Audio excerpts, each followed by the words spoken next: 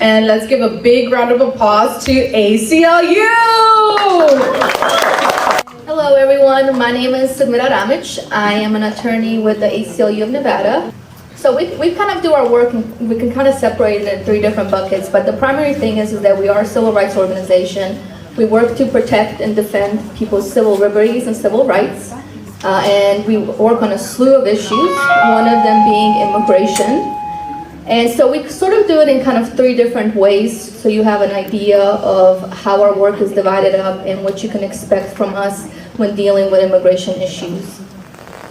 One of the ways that we do our work is through engaging communities, informing them about their rights, letting them know what's going on, kind of the issues that we're working on. So very similar to what we're doing here today, the way that I'm speaking with you.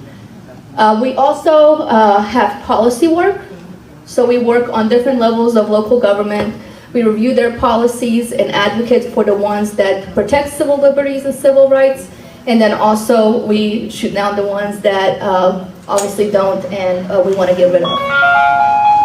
And then the final way we work in terms of our office and the way we effectuate our work is through litigation. So that's primarily where I come in. I'm an attorney. I work in a slew of different issues. My primary focus is immigration and voting rights.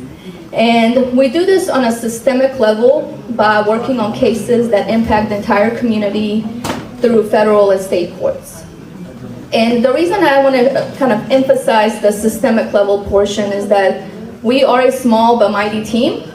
So we have to work on how we maximize our resources, how we're able to impact the community in the best way possible. And so for us, that means, especially in the immigration context, working on things that have a systemic impact. So pre-detention and then detention conditions. What that means is that we don't represent individuals in individual cases in terms of like removal proceedings or helping individuals get paperwork for immigration status. I wouldn't be an attorney if I didn't mention that this is for informational purposes only. So this is not legal advice. You will see throughout multiple slides, we're gonna say, hey, do X or do Y. That is to be informational only. It's not legal advice in any sense. So as a brief overview in terms of what you can expect, and I believe we can save questions for later, is my understanding. So. But in terms of what you can expect in this presentation, we're going to go over one, what are your rights? How do you assert those rights? And what are best practices when you're asserting those rights? And as I said, we don't represent individuals in an individual capacity. So we're not going to be covering any kind of removal proceedings or after arrest processes. The most important thing for you to remember as community members is that you have constitutional rights. No matter what your immigration status is, your rights are the same as anybody else in this country. So as we go through those rights, I want you to keep in mind that this applies in multiple different contexts, and it applies to you the same way it applies to anybody else. The main three rights that we're going to go over are ones, again, it applies in multiple different contexts. So the way we'll go through it is, these are your three main rights I want you to remember. Then we're going to look in the context of specifically in different contexts. So if you're in a car, if they come to your home and things like that. One of the main rights for you to remember is that you have a right to remain silent. And so what that means is that you do not have to answer any questions from local police officers, from ICE, from FBI, DEA, whatever the agents are, you have a right to remain silent. And this is a very important thing to remember, because when we speak to attorneys who do represent individuals in court proceedings, in immigration court, one of the main things they tell us is, you remaining silent and not offering up information to agents can really help the immigration process and helping you on your case. Because anything that you say to them can be used against you in court. The second right is that you have a right to speak to an attorney. And that includes before you answer any questions, before you show any documents, before you sign anything, you have a right to speak to an attorney. And then the third thing to remember is that if an immigration officer, local police officer, any local or any type of law enforcement agency, if they ask to search you, you have a right to say no. So if they say, can I look in your person, can I search your car, can I search your home, you have a right to say no. And now again, we don't give legal advice, so it's not something I can tell you to do. But being the ACLU, we would strongly encourage you to exercise these rights when you can, because it can play a huge role when it comes to immigration court and protecting yourself if you do get placed in this process. So let's just go through what to do in this instance. Let's say that, how do you enforce these rights? How should you, let's say you encounter an ICE agent, what should you say? How do you deal with this? One thing to remember is that, that I do want to point out is that in Nevada, there is something called stop and identify laws. So what this means is that if a police officer, if they come to you and they have what's called reasonable suspicion that a crime has been committed, they can ask you to identify yourself, and you're required to provide that information.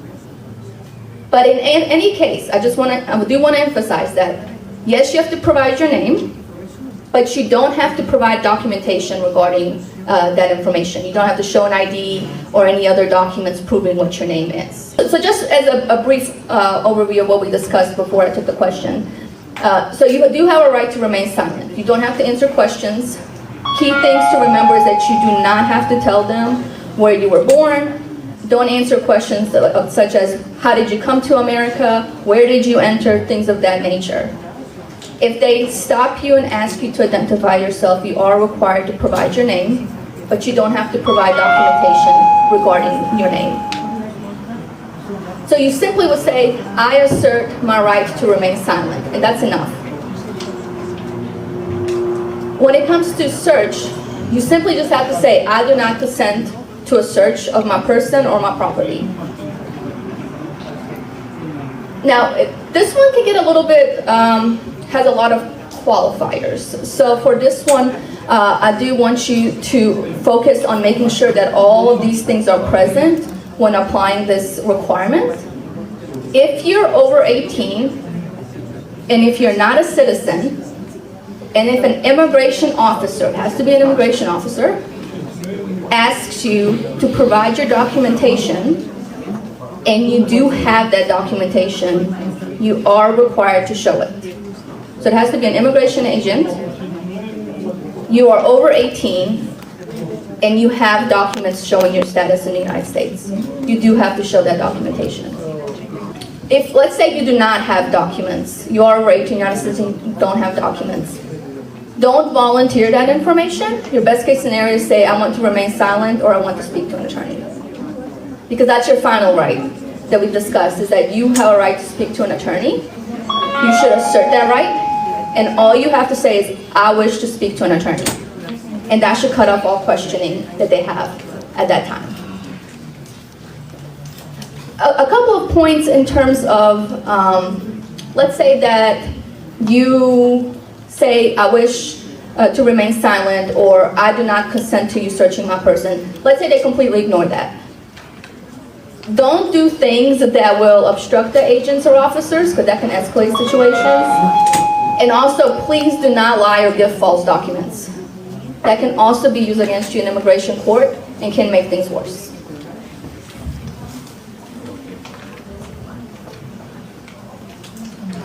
So now we're going to move into the specific scenarios. If you've been arrested, if you're in a car, if they come to your home. If you've been arrested, remember those three key rights. Those rights still apply no matter what. Your right to remain silent, right to speak to an attorney, right to refuse consent to search of your person or things. But also remember that if you are arrested for non-immigration type crimes, so let's say it's unrelated to immigration enforcement, you have a right to a government-appointed attorney. If you're detained by ICE for immigration-related matters, you have a right to an attorney, but they are not required to provide one for you. Oh, Lord.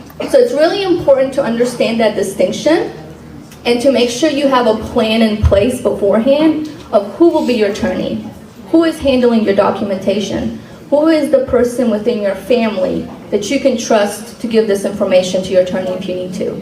Because that's going to be a key factor. The quicker that you can get that information to an attorney, if you can identify the attorney when it comes to visiting you, the quicker the process goes. We all know there's a lot of roadblocks, a lot of issues that comes when it comes to visiting jails, when it comes to access to attorneys.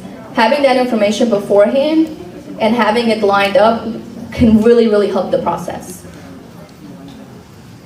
And also, if you've been detained by ICE, you have a right to ask for them to contact your consulate to let them know about your detainment.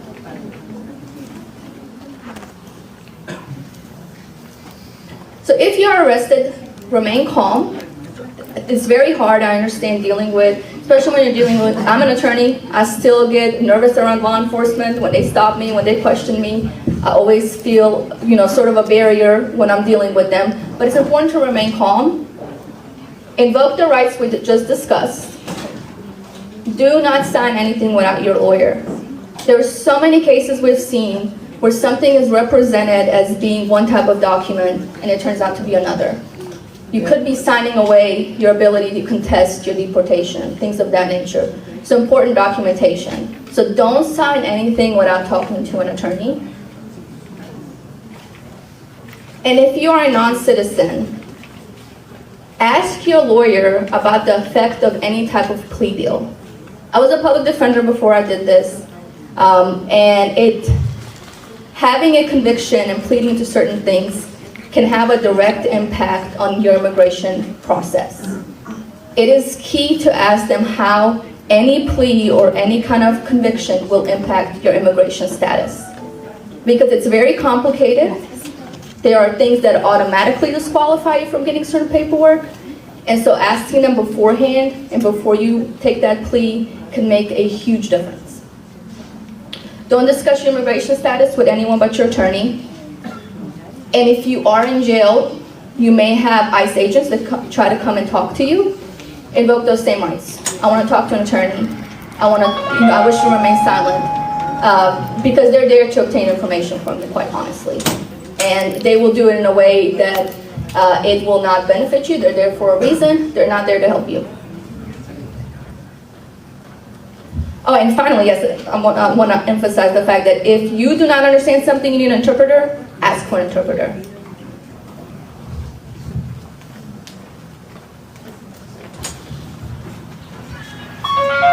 So we'll go over a couple of requirements if you're stopped in transit. So the first one we'll discuss is if you're stopped in a car. So this goes directly to your point, ma'am, about what that's required.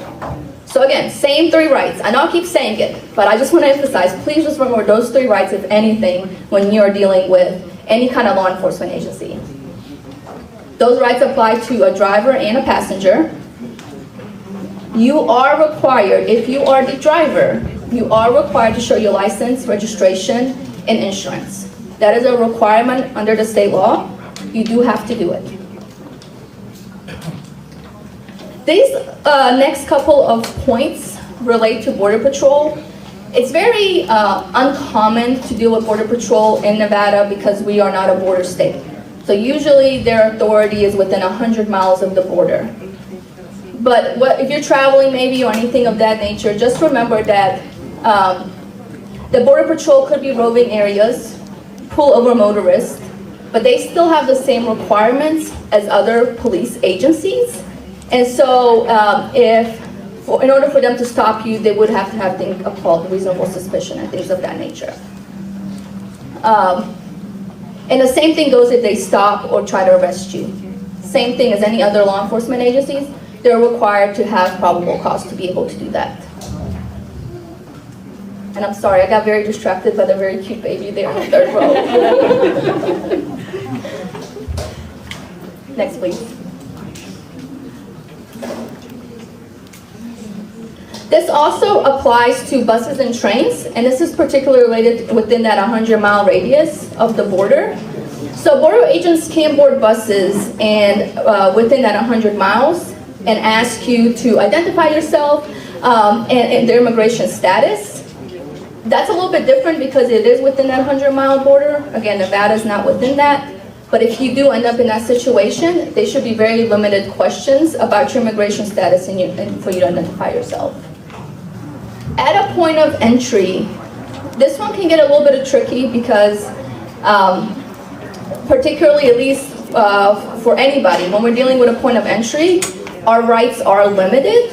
And so, for example, like if I go to an airport, they can search me. They don't need a warrant to search me like you typically would if I was out on the streets and things of that nature. And so at a point of entry, just remember that if you are a lawful permanent resident, when you are entering the country, really the questions that they should be asking you is documentation to show your residency and for you to identify yourself. For anyone else that's not documented, or if they're a non-citizen visa holder, they could deny you entry if you refuse to answer their questions. This is going to be a little bit of a longer one. We haven't seen these types of raids happening here in Nevada, luckily. I don't want to say never. We've seen this administration really put forth efforts to effectuate deportations, try to figure out how to do it on a mass scale. So there has been a lot of information that's been floating around on what should be happening. We've seen the federal administration say things such as people knowing their rights really hinders their ability to deport people, which is why we think this is the most important thing for you to know is, yes, exactly, is knowing your rights in this situation. Again, same 3 rights apply. The right to remain silent, right to speak to an attorney, the right to refuse consent, search of your person or your property, including your home.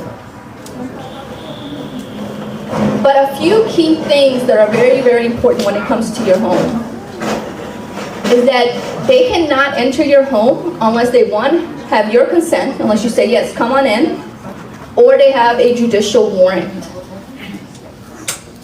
The key thing here is this judicial warrant piece. So we're going to spend some time talking about what that actually means. Because an administrative warrant does not give them permission to enter your home, and that's what they typically have. You may use just the broad term warrant. So if you say, hey, do you have a warrant? They may say yes. But the key thing is there has to be a judicial warrant, not an administrative warrant. And a judicial warrant is one that is issued by a federal or state court. It has the judge's signature on the bottom. An administrative warrant is usually Department of Homeland Security, or it will say ICE, so Immigration Enforcement, and it will not have the judge's signature. So you can see here, and I'm not sure if that's very viewable for people, but this gives you a side-by-side of what a judicial warrant is. So here on the left-hand side, you have a judicial warrant. And you see on the top right here, it says United States District Court. That tells you that it's coming from a federal court. And if you look down here, you see a signature, and it specifically says U.S. Magistrate Judge. So that's telling you that a judge signed off on this warrant. But on this right-hand side is what you see as an administrative warrant. So it's typically labeled warrant of removal or deportation. And you'll see at the top it says Department of Homeland Security, U.S. Immigration and Customs Enforcement. And it's not going to have a judge's signature. It may have a signature, but it's not going to be a judge's signature. It's labeled immigration officer. So those are the key differences. If they have a judicial warrant, they can enter your home without your consent. Administrative warrant does not give them that permission. They would need your consent to enter. Again, we would strongly encourage you to exercise your right, refuse consent. There are instances where they will just straight up lie. And that's something to be mindful of. It's not a very, I'm here to help you. They're not there to stop them out for coffee. They're not there to talk to you. They're there for a specific reason, and they will do whatever they can to try to convince you, especially if they don't have a warrant, to open your door and come outside. So just keep that in mind as when you're dealing with this. Let's say ICE, and maybe I should just stop saying ICE because right now the Trump administration also has deputized other federal agents to carry out immigration enforcement. So it could be ICE, could be the FBI, could be the DEA, it could be a slew of people. from the federal government. And it could sometimes be local agencies that are assisting them. So it could be either of those, so be mindful of that. Do not open your door. The best thing for you to do if they're knocking is to speak through the door with them, ask them who they are to identify themselves. They do use deceptive practices, they do lie. They will say things such as, we're investigating a crime against your family member, can you come outside and speak with us? They've done things such as that. So it's not just that, this is ICE, open your door, we're coming in because we want to take you into custody. It's not as simple. Ask if they have the warrant signed by a judge. So that's the key thing. Don't open your door, talk through the door, ask them to identify themselves, ask them if they have a warrant. If they say they have a warrant, still don't open your door. You can ask them to slide it under or put it through somewhere else where you can look at it. And that's where you would do the comparison. Is this a judicial warrant? Is this an administrative warrant? So if it's a judicial warrant, the judge gave them the authority to enter your home without your consent. If it's not, they need your consent to come into your home. If they don't produce a warrant and they come in your home anyway, don't resist. It can make matters worse. Just be very assertive about your rights and tell them, you do not have consent to enter my home. I do not give you consent to enter my home. So it reinforces the fact that they can never argue that you somehow gave consent. And if at any point, let's say that, before you even figured out these federal agents were at your door, you opened the door, they said, hey, we want to talk to you, can we come in? Let's say that happens, and then you realize who they are and you don't want them in your home anymore. You can revoke consent at any time. Even if you say, sure, come on in, sit down, let's talk. If you don't like the way things are going, you can always say, I want you to leave. You don't have consent to be here. At any time, you can revoke your consent. Again, assert your right to remain silent. Assert your right to speak to an attorney. Don't sign anything without an attorney. And don't produce false documents or lie about your status.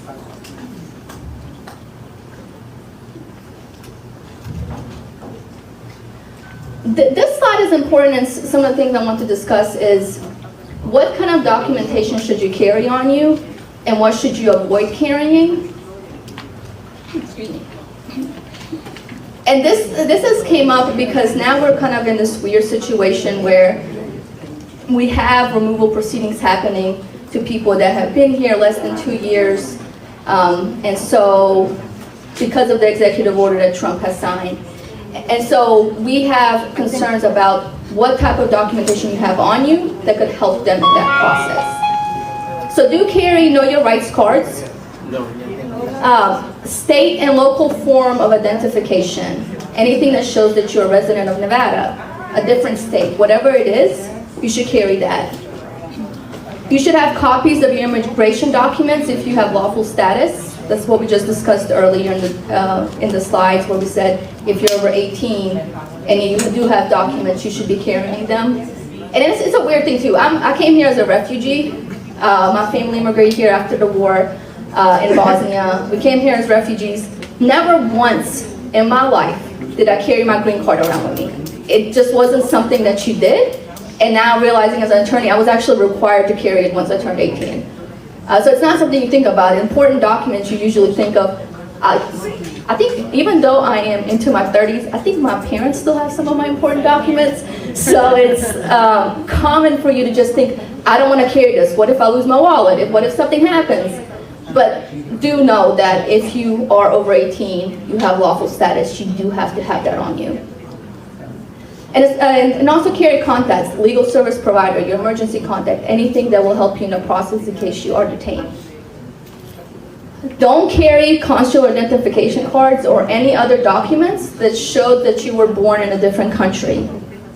And the reason that is important is if for example, like if you are detained and you are going through the process in immigration court, they're required to prove that you were born somewhere else. And so having that type of documentation on you when you are detained can help them with that process. So don't have that on you. And have a family preparedness plan. This is something that we hinted at a little bit earlier on in terms of really being prepared in case something does happen. Even things you don't even think about generally. Who's going to be picking up your kids from school if something does happen?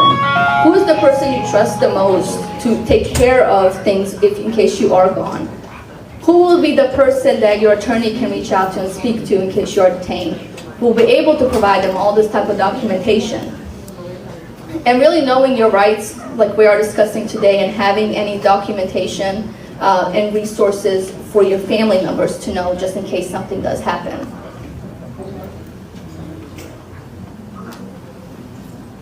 I think there should be one more.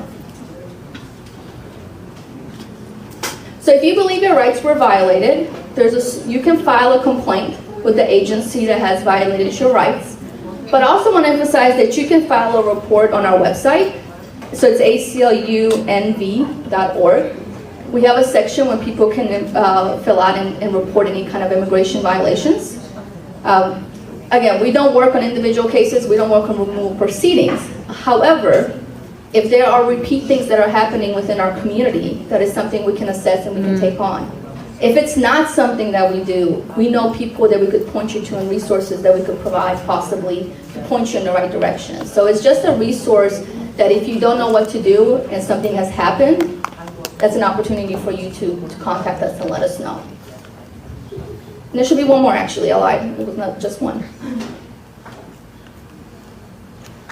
A lot of information I just threw at you. I know I talked a lot, I probably talked fast, I apologize. It's my Bosnian side coming out of me, but key takeaways is from anything what we just discussed is to remain calm, assert your right to remain silent, do not sign anything without a lawyer, do not consent to search of your person or your property, ask to speak to an attorney, and do not provide any false documents.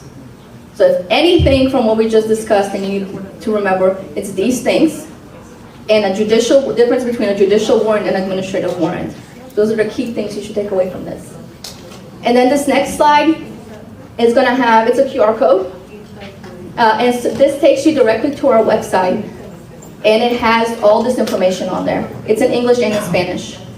So if you need that information and to be able to access it, it has for individual rights, it has for if you are a business owner, an employer, if you are in the healthcare industry, it has several different topics and the rights for those individuals when it comes to immigration. So if you didn't listen to me this entire time, that is completely okay. You have the information right here. And that's it. That's all I have. All right, so the first question we have is, should I have or remove stickers from my car that say Proud Mexican or I'm from Chihuahua or stuff like that? Good question. I don't want to take away your pride, but if you're undocumented, it is something that could give things away, especially if it's your car and you own it and it's registered to you. So I think the best course is to not have that up. Again, not here to give legal advice, but I think the best course would be for you not to have that up, especially if it's your car and you don't have documentation. With the new administration, how safe is to be able to have a work permit? Okay, so a couple of things, and again, I can't get into just the individual-based issues because it can get very complicated in terms of certain documentations. Who are they targeting? Right now, the people that are being most targeted is people who have removal orders against them already. And then the second component, and this does require a lot of legal explanation, so I'm going to try to say it in the simplest of terms. But one of the executive orders that was signed was stating that the expedited removal proceeding will be applied to anyone who cannot prove they've been here for over 2 years. And expedited removal proceeding bypasses really the immigration courts altogether. So you aren't able to present documentation, you're not able to have an attorney present your case for you, someone doesn't make the determination at all. So very concerning in that. That is being currently challenged in court. They have been sued over that, so I do want to make that clear. But the reason it's related to this is that if your work permit in case it does have information about you being there for under 2 years, I would reconsider carrying that on you if you can. The next question is, what happens if I'm being confused for somebody else? You can assert and say, I am not this person, if they continuously push you, asserting those rights and trying to get that information is the best way for you to deal with that. Because if they're convinced that it's you, and again, several other things go into it. What is your status? Do you have documentation? Can you prove it to them? Will that type of documentation possibly impact you in immigration court? So there are a lot of factors. So it's not something that I can answer to you directly right now because it is an individualized assessment that would require legal advice. Do I need to introduce my asylum or mention that I have asylum if I'm having interaction with ICE? There are instances where if you are detained and put in expedited removal, specifically expedited removal, and you won't be going through that process, letting them know that you're in fear of your life, returning to your country can help, but that's only in those limited circumstances. Thank you. What are the steps to take if ICE comes to my workplace? Same thing, same rights apply. The right to remain silent, right to speak to attorney, right to refuse consent and search of your person, same rights apply no matter where you are. When it comes to employers, there are certain things related to where ICE can be and where they can't be. It's a completely different training. It's also on our website. But just to hit a couple key points, ICE can be anywhere in a workplace that's open to the public. However, they need a judicial warrant to enter places that are private. Key things to remember that if ICE does come to your workplace is remain calm. Don't try to go running for the door, but you can't ask them if you're free to leave. You say, hey, am I free to leave? And if they say no, that means you're being detained. And same thing, assert those same rights. Because while they may be at the workplace and they may detain you, doesn't mean necessarily that they can sit there and question you and your rights somehow go away just because you're at work. I heard that there's ICE in courts. If I have a case in a court, I'm scared to go. What should I do? Again, I can't give you legal advice, but what I can say is some states have laws that prevent immigration or federal agents from arresting someone that's come for a court case. Nevada is not one of them. We don't have those kind of laws here. And hopefully you have an attorney there, so speak directly to your attorney if that's something that's a concern in terms of appearing for court. Because now after a pandemic, attending by Zoom is an option and things like that, so there might be something. But again, Nevada doesn't have those types of laws protecting. You should talk to your attorney and let them know so they can try to figure out an avenue that's better. Did the police scan and send your photo or details to ICE?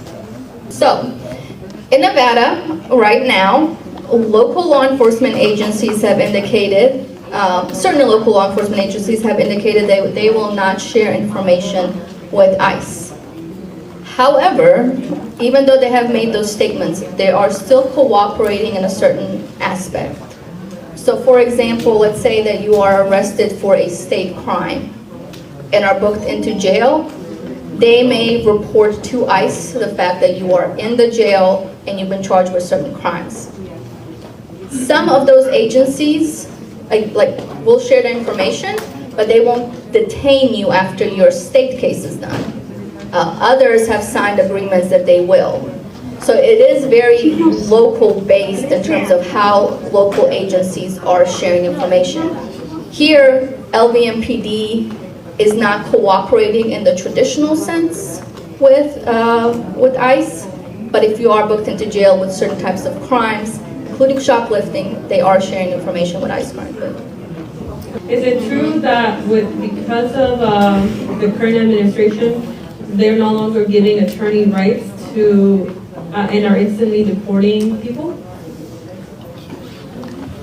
Again, that's very fact determinant on the individual.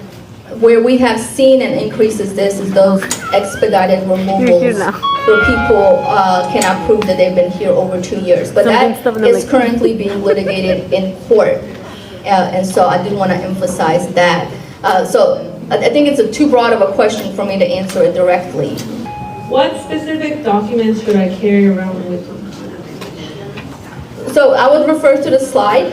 Don't carry anything that shows that you were born in a different country. Yeah, that's pretty bad. It is very helpful if you can carry any documentation for like the state or local documentation, especially if you're undocumented, it can show that you've been here over 2 years. So anything that shows that you're a resident of Nevada, things of that nature, nothing that shows that you were born in a different country or a citizen of a different country. What do I do if I am arrested by immigration and I don't already have an attorney or a phone number to an attorney? So you're able to ask to speak to an attorney, and they can provide local or low income options. There are some different resources throughout the state that do provide low income individuals with access to attorneys. I know sometimes those resources can be limited, but I would highly encourage you to try to set that information up beforehand, especially with a family member, just letting them know, hey, this is the person to call, this is what we're going to do, and these are the next steps if something does happen. Is it true that because of the executive order, undocumented people have to register themselves? That is, this is referring to the registration statute that was recently in the news. A couple of things to know about that is that this is not a new statute that's being passed. This is a statute that has existed for a while, but really has not been used. And so it's very outdated. There's currently no process for people who are currently in the United States to be able to register. That's how old it is. The documentation that they have provided as examples of proof are outdated because they no longer exist. So I know that right now there's an uncertainty over how this will be applied. The biggest concern is for people who have entered the country without inspection, but have never had any kind of contact with the government.